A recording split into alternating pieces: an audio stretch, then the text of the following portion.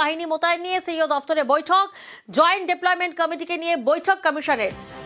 আরও একবার আপনাদেরকে জানাই, বাহিনী মোতায়েন নিয়ে সিইও দফতরে বৈঠক, জয়েন্ট ডিপ্লয়মেন্ট কমিটিকে নিয়ে বৈঠক করবে নির্বাচন কমিশন।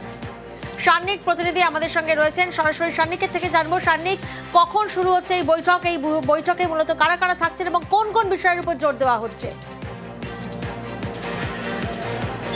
দেখো, এই বৈঠক প্রায় 1.5 ঘন্টা চলার পরে 4টের সময় শেষ হলো। দুপুর 2:30 থেকে বিকেল 4টে পর্যন্ত এই বৈঠক চলে, যাতে অবশ্যই উপস্থিত ছিলেন রাজ্যের মুখ্য নির্বাচনী আধিকারিক মনোজ কুমার আগরওয়াল এবং তার পাশাপাশি জয়েন্ট ডিপ্লয়মেন্ট কমিটি, যে কমিটিকে মূলত ফর্ম করা হয়েছে, যে কেন্দ্রীয় বাহিনী এ রাজ্যে এই নির্বাচনের জন্য, এই আসন্ন বিধানসভা নির্বাচনে ব্যবহার করা হবে, কোথায় কোথায় কত ফোর্স ডিপ্লয়মেন্টের প্রয়োজন রয়েছে এবং কোন কোন জায়গাগুলোকে মূলত চিহ্নিত করতে হবে স্পর্শকাতর হিসেবে, এই সমস্ত বিষয়ে যে চূড়ান্ত সিদ্ধান্ত, সেই চূড়ান্ত সিদ্ধান্ত নেওয়ার জন্য।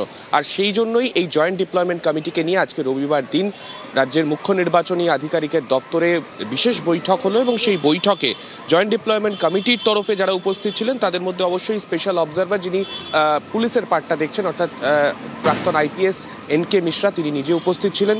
পাশাপাশি রাজ্য পুলিশের নোডাল অফিসার আনন্দ কুমার, সিআরপিএফ এর আইজি এবং পাশাপাশি স্টেট সিএপিএফ এর কোঅর্ডিনেটর গৌরব শর্মা, এরা প্রত্যেকেই আজকে এনারা উপস্থিত ছিলেন এবং মূলত কোন কোন জায়গায় কীরকম ফোর্সের রিকুইজিশন হতে পারে সেই বিষয়ে একটা আলোচনা আজকে কমিশনের সঙ্গে মূলত হলো। প্রায় ঘন্টা দেড়েক এই বৈঠক চলে এবং এই বৈঠক থেকে এরপর সেন্ট্রাল ফোর্সের যতগুলি কোম্পানি ইতিমধ্যেই রাজ্যে এসে উপস্থিত হয়েছে সেগুলির ডিপ্লয়মেন্ট নিয়ে কিন্তু আলোচনা হয়েছে বলেই জানতে পারা যাচ্ছে।